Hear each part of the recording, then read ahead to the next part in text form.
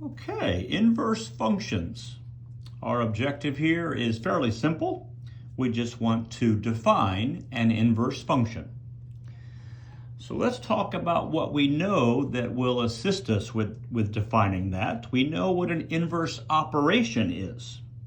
An inverse operation is an operation that undoes another operation. This allows us to solve an equation. Okay, so for example, addition and subtraction are inverse operations. The same with multiplication and division, and the same with squaring and square rooting. I don't think those are verbs, or maybe not square rooting, but anyways, square and square root, those are inverse operations. And let's take a look at an example as to how they work.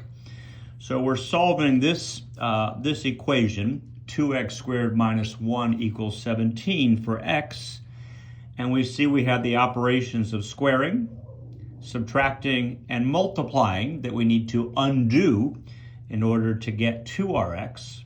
And so we use the inverse operations to get to it. So first we add 1 to both sides, and we are adding to undo subtraction.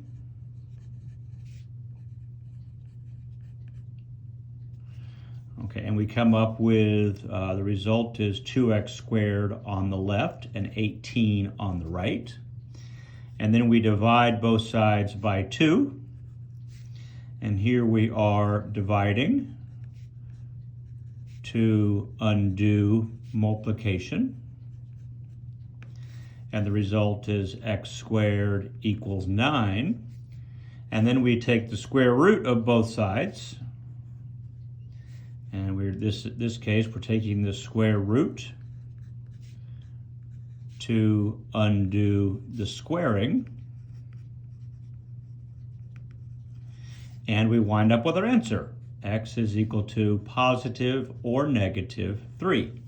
So there's an example of how we work with inverse operations, which we've been doing, probably since pre-algebra days, maybe grade 7 or so. So how does that relate to an inverse function? Well, the idea is the same.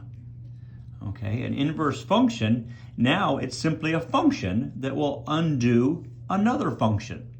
Okay, so up here we had operations that undo other operations, and down here we have functions that undo other functions.